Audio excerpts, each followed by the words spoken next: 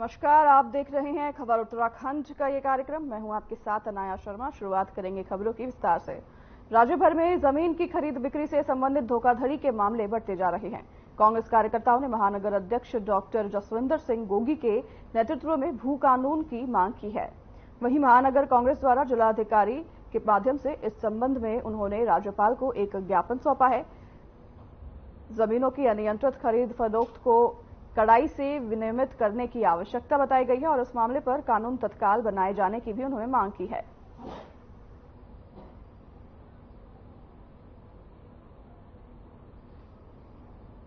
देखिए, मामले में राज्यपाल को आज हम लोगों ने ज्ञापन दिया है और जो आप देख रहे हैं पूरे प्रदेश में स्थिति है, भू कानून की बहुत ही सख्त आवश्यकता है। इस समय जो सोच के हम सभी साथियों ने उत्तराखंड की हम लोगों ने बनाया था, वो चीज़ें पूरी नहीं हो पा रही हैं। इसलिए भू कानून सख्त से सख्त लागू होना चाहिए और हिमाचल की तर्ज पे लागू होना चाहिए।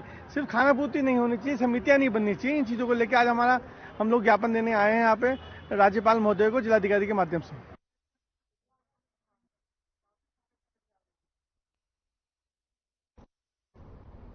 उधम सिंह नगर के वरिष्ठ पुलिस अधीक्षक के निर्देशों के बाद जिले भर में नशे की रोकथाम को लेकर पुलिस लगातार कार्रवाई कर रही है।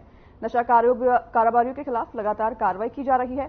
उसी क्रम में अभी जनपद उधम सिंह नगर के जसपुर कोतवाली क्षेत्र अंतर्गत धर्मपुर चौकी पर पुलिस ने मुखबिर की सूचना पर स्विफ्ट डिजायर कार में 2 लोगों को 136 लीटर अवैध कच्ची शराब के साथ गिरफ्तार किया है और वहीं दोनों आरोपी योगेंद्र सिंह और तीरथ सिंह नेगी कोटद्वार जनपद पौड़ी गढ़वाल के निवासी बताए जा रहे हैं, जिनके खिलाफ पुलिस ने आबकारी अधिनियम के तहत मुकदमा दर्ज कर लिया है और आपको बता दें कि कोर्ट के समक्ष उन्हें पेश किया जाएगा।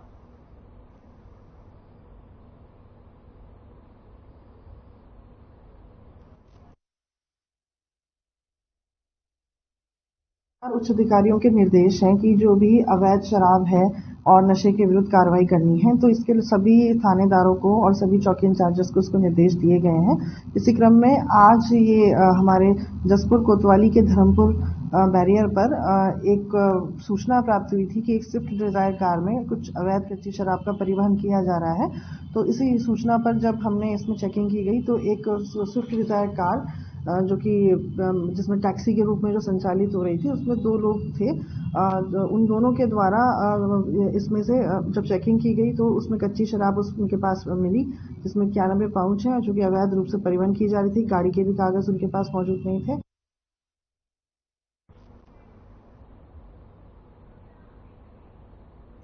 देहरादून में कोविड-19 और स्वाइन फ्लू के संदिग्ध मामले और नए साल को देखते हुए दून अस्पताल अब अलर्ट मोड में आ गया है। आपको बता दें कि 2 दिन पहले देहरादून में कोविड-19 और के संदिग्ध मामले मिले थे, जिसे देखते हुए दून अस्पताल सजग हो चुका है और इस बात को लेकर दून अस्पताल के डीएमएस डॉक्टर धनंजय दोभाल ने कहा कि नए साल को लेकर लोगों के लिए सोशल डिस्टेंसिंग का पालन करने की एडवाइजरी जारी कर दी गई है और क्या कुछ उन्होंने कहा आपको भी सुनाते हैं।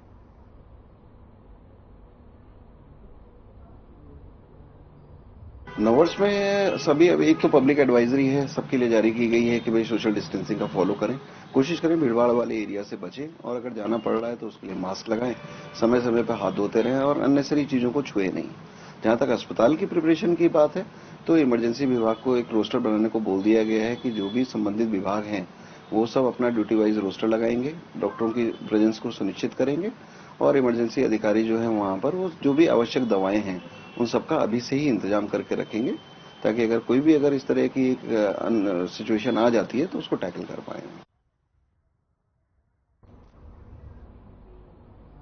खबर ऋषिकेश से है, जहां साई घाट पर बैठे बच्चों ने एक युवती को गंगा में बहते हुए देखा, जिसे बचाने के लिए बच्चों ने शोर मचाना शुरू कर दिया।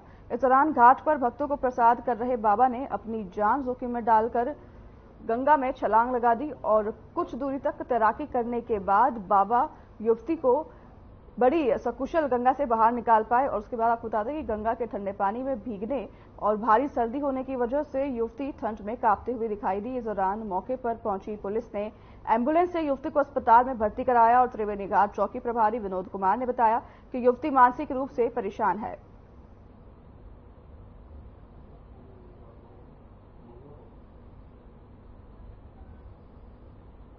मैं जो है उत्तर प्रदेश जिला महोबा ग्राम कहारी का रहने वाला हूं। शादी हो गई नहीं रहता, यहाँ सेवा कर रहा था, सुबह खिचड़ी और चाय बांट रहा था। इतने में मेरे को आवाज सुनाई दिया, लड़कों ने बोला, बच्चों ने छोटे छोटे, कि कोई औरत बह रही है। तो मैं दौड़ लगा के गया और दौड़ लगा के हुए मैंने देखा तो वो बह रही थी। जब मैंने गंगा में छलांग लगा के कूद कर उसको काफी दूर तक तैरता रहा, तैरने के बाद फिर खींच कर लाया, फिर उसको कंधे में उठा करके बाहर रोड में लाया, फिर उसकी जो है जान बच गई।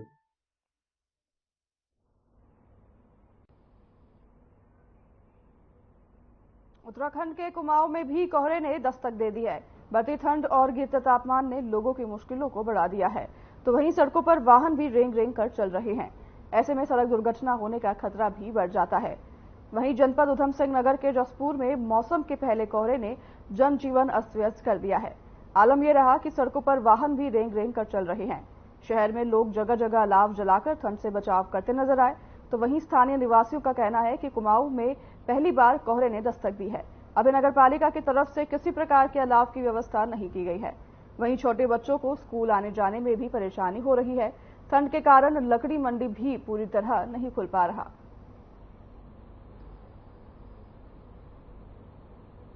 पहली बार आज कुमाऊं में यहाँ पर कोहरे ने दस्तक दी है। अभी तो कोई ऐसी व्यवस्था नहीं है अलाव की, देखते हैं प्रशासन क्या भी व्यवस्था करते हैं।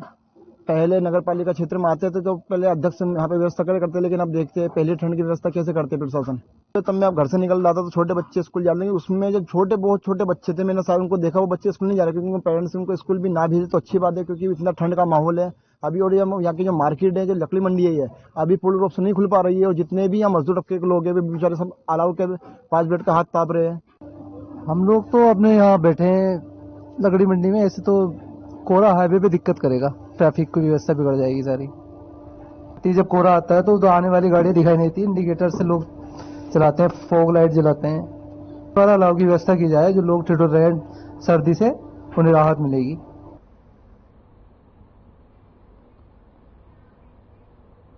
चलिए रुकेंगे छोटे से ब्रेक के लिए, जारी रखेंगे खबरों का सिलसिला ब्रेक के पार।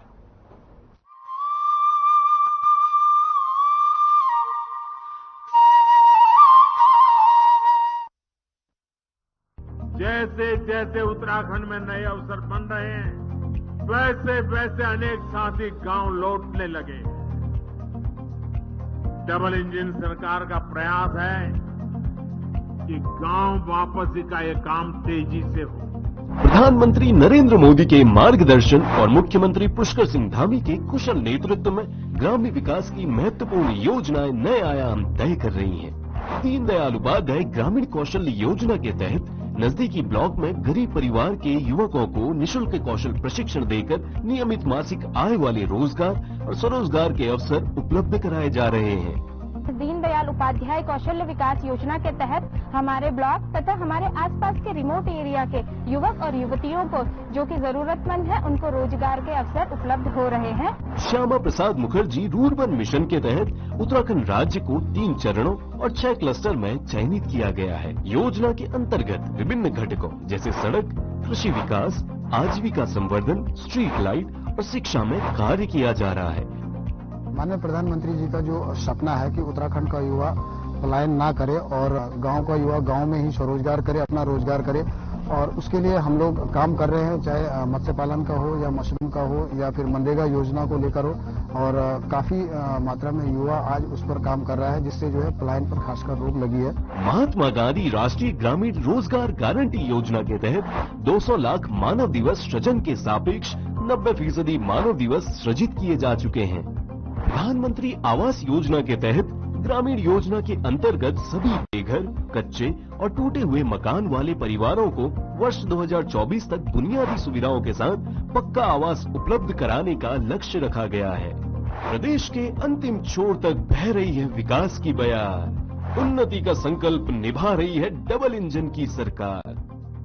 सीएम पुष्कर सिंह धामी के कुशल नेतृत्व में हमारा उत्तराखंड चौमुखे विकास की ओर बढ़ रहा है और प्रदेश को आयुष्मान भव उत्तराखंड बनाने के सपने को साकार कर रहा है। प्रदेश के लोगों के हित में राज्य सरकार कई योजनाओं की पहल कर रही है, जिससे प्रदेश को आत्मनिर्भर, विकसित व सशक्त बनाया जा सके। इसी उम्मीद के साथ राज्य सरकार लेकर आई है यू कोट वी पे योजना, जिसके जरिए विशेषज्ञ डॉक्टरों को पर्वतीय जिलों में तैनाती दी जाएगी। इस योजना का असर ये होगा कि अब आम जन विशेषज्ञ चिकित्सकों तक नहीं, बल्कि विशेषज्ञ चिकित्सक आम जन तक पहुंचेंगे और बेहतर से बेहतर इलाज उपलब्ध कराएंगे। यू कोट वी पे योजना के द्वारा धामी सरकार विशेषज्ञ डॉक्टरों को पर्वतीय जिलों में अपनी सेवाएं देने के लिए प्रोत्साहित करने के साथ विशेषज्ञों को मुंह मांगे वेतन पर नियुक्ति प्रदान कर रही है। प्रदेश सरकार की खास योजना का सीधा उद्देश्य है स्पेशलिस्ट डॉक्टरों द्वारा आम जन को बेहतर और समय पर इलाज मुहैया कराना। उत्तराखंड सरकार की ओर से शुरू की गई यू कोट वी पे योजना से प्रदेश की स्वास्थ्य सेवाओं में सुखद बदलाव आएगा। योजना के तहत पर्वतीय जिलों में 24 विशेषज्ञ डॉक्टरों को तैनाती दी गई है। प्रदेश के ये होनहार डॉक्टर पर्वतीय जिलों में स्वास्थ्य मोर्चा संभालने को पूरी तरीके से तैयार हैं। सरकार के इस कदम से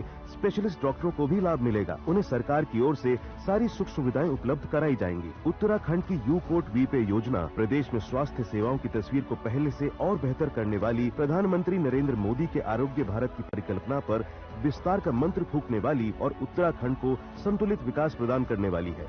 मैं डॉक्टर मनीष कुमार और मैं MBBS MD हूँ। फिजिशियन के पद पे यहाँ पर तैनात हुआ हूँ मेला अस्पताल में। उत्तराखंड सरकार का जो अभी यू कोट वी पे का जो प्लान है ये काफी अच्छा अट्रैक्टिव है, लोगों के लिए अच्छा भी कर पाएंगे। बहुत सारे मरीज हैं जो परेशानी में रहते हैं, आते हैं और डॉक्टर की सुविधा नहीं मिल पाती है, डॉक्टर अवेलेबिलिटी नहीं होती है हमारे उत्तराखंड में, तो उसको देखते हुए भी अच्छा लगेगा कि ये हम लोगों की सेवा कर पाएंगे। यू कोट वी पे योजना चिकित्सकों को भा रही है, स्वास्थ्य सुविधा आपके गांव चलकर आ रही है।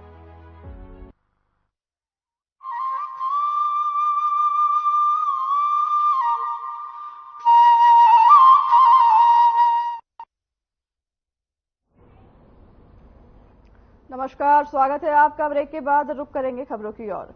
रुद्रपुर उधम सिंह नगर में भक्तों के लिए दरबार लगना शुरू हो चुके हैं। बता दें, श्री महंत अमित सक्सेना महाराज दौरा कर लोगों की समस्या को दूर कर रहे हैं, जबकि महंत अमित सक्सेना महाराज का कहना है कि यहां बचपन के 7 वर्ष के आयु में शक्ति प्रदान हुई थी। बाद में गुरु शिक्षा श्री 1008 वरिष्ठ महामंडलेश्वर योगी जी श्री आत्म प्रकाश यति जी महाराज दौरा दिया गया, जबकि महाराज जी का पूर्ण रूप से 2015 में सिद्ध प्राप्त हुई थी और महाराज जी के पास लोग अपनी अपनी समस्याओं को लेकर रोज आते रहते हैं, जिसमें अर्जी निःशुल्क है और महाराज दौरा भावपूर्ण से लोगों के दुख दर्द सुनते हैं, जिसमें लोग दिल्ली, हरियाणा, मध्य प्रदेश, मुरादाबाद, सहारनपुर, चंडीगढ़ आदि जगहों से इस दरबार में पहुंचते हैं। यहां दरबार शनिवार और मंगलवार के साथ साथ हर माह पूर्णमासी पर भी लगते हैं।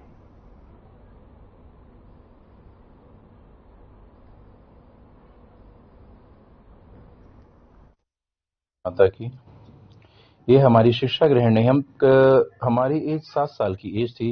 उस समय पर हमें इतना ज्ञात भी नहीं था कि इस चीज में क्या होता है और क्या नहीं होता है। तो उस समय पर हम ये एक शक्ति हमको प्रदान हुई थी। उस समय से हम ये दरबार चलाते थे, मगर हमने कुछ समय बीच में ये दरबार किसी कारणवश हमने बंद कर दिया था, जो कि हमारी सिद्धियों को बहुत हानि हुई, काफी चीजों में भी हमारी उससे हानि हुई।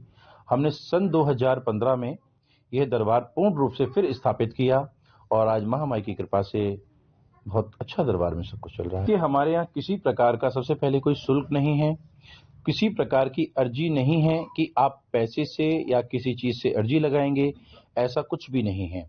बस महामाई के दरबार में डायरेक्ट ही आकर के आप अपनी हाजिरी लगाएंगे, यहाँ अर्जी लगाएंगे। बहुत से ऐसा कुछ नहीं कि बच्चे यहाँ से अगर नहीं आ पा रहे हैं, बच्चों को बहुत सारी समस्याएं हैं, कई ऐसी समस्याएं होती हैं, बड़े बड़े रोगों से ग्रसित होते हैं लोग, तो उनके लिए आप चैनल के माध्यम से बताना चाहेंगे कि अगर उनको परेशानी है, दिक्कत है, माँ गौरी का नाम ले करके क्या सुनते हैं, माता का गुणगान सुनते हैं। यहाँ पे सब लोग अपनी पीड़ा बताते हैं, गुरु जी को आके वो उनकी दुख दर्द सारे दूर करते हैं अपनी शक्तियों से। और से आ रहे हैं आप लोग यहाँ पे? हम 2 साल से आ रहे हैं। 2 साल जी। दिक्कत होती है, कोई बहुत बाधा वाली हो जाती है, शरीर में परेशानी होती है, सारे काम सही होते हैं माता के दरबार में, मनोकामना भी सारी पूरी होती है। कहाँ से आए हैं? हम दिल्ली से आए हैं। दिल्ली से आए हैं जी। तो कुछ आराम मिली है इससे पहले? जी बहुत मिलता है आराम, बहुत आराम। तभी सच्चे दरबार में आते हैं जी। जय माता दी। यहाँ मुझे बहुत अच्छा लगता है आके, और मेरे बहुत सारे काम हुए हैं यहाँ आके, इस दरबार में आके। जो मैंने मांगा है वो मेरा पूरा हुआ है, और मेरी श्रद्धा है कि मैं हमेशा आती हूँ, आती रहती हूँ, आऊंगी आगे। कहाँ से लोग आते हैं? यहाँ सब बाहर से काफी लोग आते हैं, बरेली, रुद्रपुर, और पहाड़ से भी आते हैं, दिल्ली, मेरठ, ये सब जगह से आते हैं। माता के जो दिव्य दरबार लगते हैं कब लगते हैं, कौन कौन से दिन पे? शनिवार, मंगलवार और पूर्णमासी। मैं भी यहाँ आया हूँ, रामपुर से आया हूँ, और मेरी बेटी की बहुत समय से तबीयत खराब थी।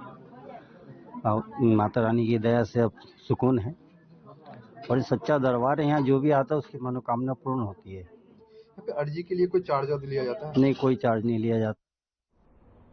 राम जन्मभूमि अयोध्या में 22 जनवरी को फिर से भगवान श्री राम विराजमान होंगे। ये समाचार मिलने के बाद से साधु संत काफी खुश और उत्साहित नजर आ रहे हैं। ऋषिकेश के रहने वाले संत गौरांग रघु ने मीडिया से बातचीत की और उन्होंने कहा कि हिंदू समाज के लिए 22 जनवरी का दिन ऐतिहासिक होगा। इस दिन से प्रत्येक हिंदू को राम जन्मभूमि पर फिर से भगवान राम के भव्य दर्शन करने का मौका मिलेगा। इस राम मंदिर के लिए जितने भी लोगों ने अपने जीवन का बलिदान दिया है, उनको वो कोटि कोटि नमन करते हैं। उन्होंने सभी राम भक्तों से समय निकालकर अयोध्या में भगवान श्री राम के विराजमान होने की तारीख का जमकर प्रचार प्रसार करने की अपील की है।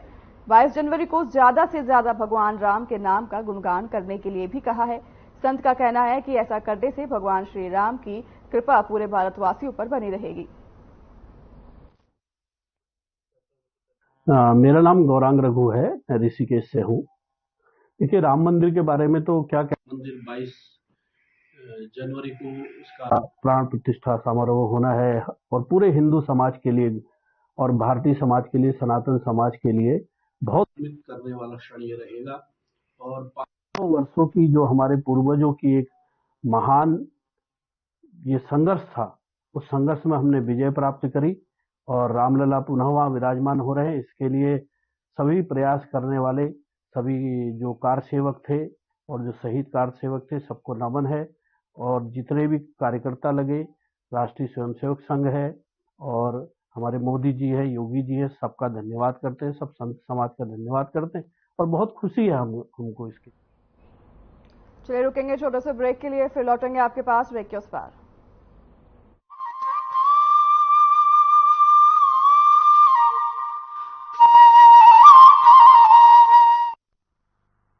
जैसे जैसे उत्तराखंड में नए अवसर बन रहे हैं, वैसे वैसे अनेक साथी गांव लौटने लगे। डबल इंजन सरकार का प्रयास है कि गांव वापसी का ये काम तेजी से हो। प्रधानमंत्री नरेंद्र मोदी के मार्गदर्शन और मुख्यमंत्री पुष्कर सिंह धामी के कुशल नेतृत्व में ग्रामीण विकास की महत्वपूर्ण योजनाएं नए आयाम तय कर रही हैं। दीनदयाल उपाध्याय ग्रामीण कौशल योजना के तहत नजदीकी ब्लॉक में गरीब परिवार के युवकों को निशुल्क कौशल प्रशिक्षण देकर नियमित मासिक आय वाले रोजगार और स्वरोजगार के अवसर उपलब्ध कराए जा रहे हैं। दीनदयाल उपाध्याय कौशल्य विकास योजना के तहत हमारे ब्लॉक तथा हमारे आसपास के रिमोट एरिया के युवक और युवतियों को जो कि जरूरतमंद है, उनको रोजगार के अवसर उपलब्ध हो रहे हैं। श्यामा प्रसाद मुखर्जी रूरबन मिशन के तहत उत्तराखंड राज्य को 3 चरणों और 6 क्लस्टर में चयनित किया गया है। योजना के अंतर्गत विभिन्न घटकों जैसे सड़क, कृषि विकास, आजीविका संवर्धन, स्ट्रीट लाइट और शिक्षा में कार्य किया जा रहा है।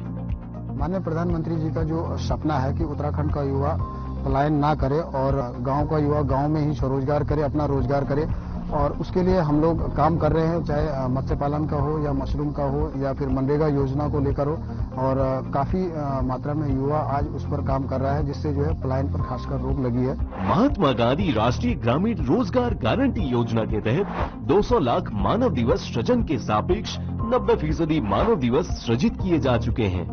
प्रधानमंत्री आवास योजना के तहत ग्रामीण योजना के अंतर्गत सभी बेघर, कच्चे और टूटे हुए मकान वाले परिवारों को वर्ष 2024 तक बुनियादी सुविधाओं के साथ पक्का आवास उपलब्ध कराने का लक्ष्य रखा गया है। प्रदेश के अंतिम छोर तक बह रही है विकास की बयार, उन्नति का संकल्प निभा रही है डबल इंजन की सरकार। मुख्यमंत्री पुष्कर सिंह धामी ने युवाओं को एक और सौगात दी है।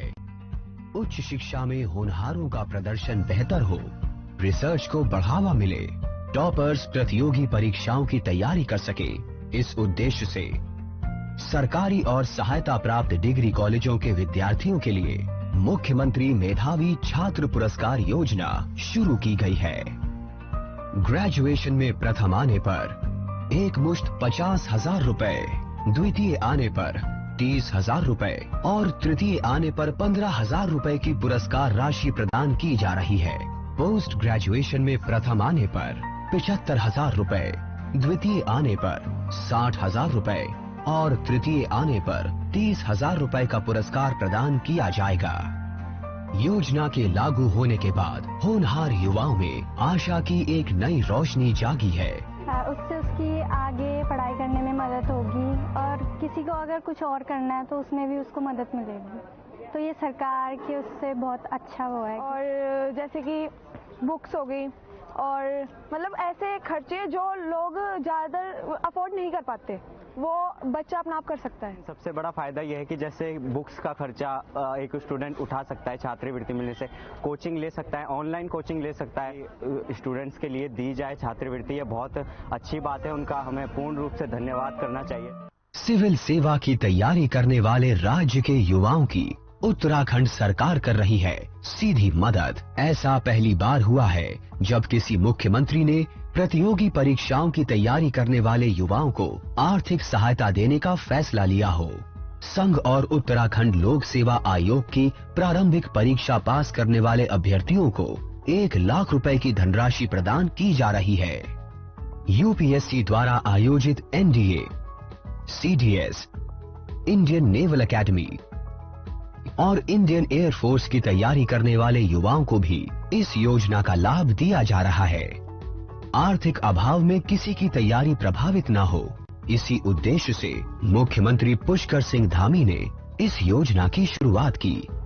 जो बच्चे सिविल सर्विसेज की तैयारी करते हैं उनको पढ़ने के लिए या बुक्स खरीदने के लिए कुछ पैसों की आवश्यकता होती है, जो काफ़ी सारे छात्र छात्रा ऐसे होते हैं जिनके घर वाले अफोर्ड नहीं कर सकते, जिनके लिए मुख्यमंत्री धामी जी द्वारा एक बहुत अच्छी स्कॉलरशिप की स्कीम चालू करी गई है, जिसके द्वारा उनको आर्थिक सहायता दी जाती है, जिससे कि हर कोई बच्चा चाहे गरीब हो चाहे अमीर हो चाहे कैसा भी हो, कई बच्चों की परसेंटेज आने के बावजूद भी, सब कुछ सेटिस्फाइड होने के बाद भी फिर भी वो आगे नहीं हो पाते। उसका यह कारण है कि कभी घर में स्थिति कभी खराब हो जाना, कभी कुछ किसी रीजन से।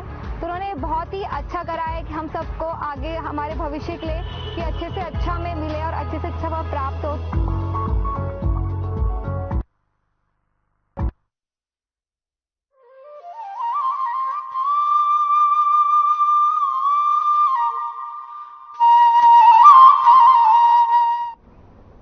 नमस्कार, स्वागत है आपका। ब्रेक के बाद रुख करेंगे खबरों की ओर। वंडरलैंड कार्निवल का कैबिनेट मंत्री गणेश जोशी और वन मंत्री सुबोध उनियाल ने गांधी चौक पर विधिवत उद्घाटन किया। इससे पहला सर्वे चौक से शोभा यात्रा घंटाघर माल रोड होते हुए गांधी चौक पहुंची। इस दौरान पूरे शहर में शोभा यात्रा का जगह जगह पर स्वागत किया गया और पर्यटकों ने भी इसका जमकर आनंद लिया। जिला प्रशासन द्वारा आयोजित विंटरलैंड कार्निवल में विभिन्न सांस्कृतिक कार्यक्रम आयोजित किए जाएंगे, जिसमें उत्तराखंड के नामी कलाकार भाग लेंगे और स्थानीय कलाकारों द्वारा प्रस्तुतियां दी जाएंगी। पहचान उसकी सांस्कृतिक विरासत से होती है और विंटरलाइन कार्निवाल के माध्यम से हमारे उत्तराखंड की संस्कृति देवभूमि यहाँ पर किया जा रहा है। मुझे याद है जब आपदा आई थी 2013 में, तो एक संदेश चला गया था कि आपदा पूरे उत्तराखंड में टूरिस्ट आ नहीं रही था। उस टाइम बहुड़ा जी सीएम थे, तो टूरिस्टों के नेतृत्व से कई वर्षों से इसका आयोजन यहाँ पर कार्निवाल का आयोजन किया और मसूरी में हो रहा है। मुझे भी कई बार आने का अवसर मिला और जिस तरह आप देख रहे हैं कि इस समय विंटर्स में मसूरी में बिल्कुल पैक है टूरिज्म और टूरिस्ट का इतना आउटकम निश्चित रूप से वो भी उसको आनंद लेंगे। यहाँ की संस्कृति से भी वो कहीं ना कहीं उसकी जानकारी उन्हें मिलेगी और मसूरी के स्थानीय लोगों के साथ इनको भी मनोरंजन। हर साल हम लोग यहाँ पे मसूरी विंटरलाइन कार्निवल कराते हैं और 27 से 30 का है। फूड फेस्टिवल भी इसके साथ इनॉग्रेट हो रहा है। अलग अलग तरह के पकवान, अलग अलग तरह के व्यंजन यहाँ पे जो पर्यटक है उनके लिए लगाए गए हैं, स्टॉल्स लगाए गए हैं। साथ ही कल्चरल एक्टिविटीज़ हैं, एडवेंचर्स की जो स्पोर्ट्स एक्टिविटीज़ हैं वो हैं, और अलग अलग तरह की यहाँ पे एक्टिविटीज़ हमने की हैं, जिससे कि पर्यटक के साथ साथ जो लोकल हैं वो भी पूरी तरह से इस कार्निवल का जो लुत्फ है वो उठा सकें। चलिए आगे बढ़ेंगे खबरों में। 2 वर्षों तक देश भर में असमंजस की स्थिति बनाने वाले कोविड-19 के नए वेरिएंट JN1 ने उत्तराखंड में अभी अपने प्रवेश के संकेत दे दिए हैं, जिसके चलते देहरादून जनपद में 16 संदिग्ध मरीज मिले हैं। इस बात को लेकर उत्तराखंड की DG health doctor Vinita Shah ने कहा है कि स्वास्थ्य विभाग पूरी तरह से सतर्क है और स्वास्थ्य सचिव द्वारा एडवाइजरी जारी कर दी गई है। साथ ही उन्होंने कहा कि नव वर्ष में बाहर के राज्यों से ज्यादा लोगों के उत्तराखंड जाने की संभावना है, जिसकी वजह से सभी जिलों के CMO को निर्देशित कर दिए गए हैं और अभी तक किसी मरीज में JN1 की पुष्टि नहीं हुई है। विभाग पूरी तरह सतर्क है। सचिव महोदय द्वारा एडवाइजरी जारी कर दी गई है और बार बार CMOs को भी VC के माध्यम से निर्देशित किया जा रहा है कि कोई भी संदिग्ध मरीज जो है उसका टेस्टिंग जरूर करे। और ये अभी आगामी नव वर्ष के हिसाब से भी ज़्यादा लोगों की आने की संभावना है, तो उस संबंध में निर्देश दे दिए गए हैं। फिलहाल अभी कोई भी केस ऐसा रिपोर्ट नहीं हुआ है और हर केस का जो RT-PCR जिसका होगा उसका जीनोम सीक्वेंसिंग के लिए भी आदेश दे दिए गए हैं।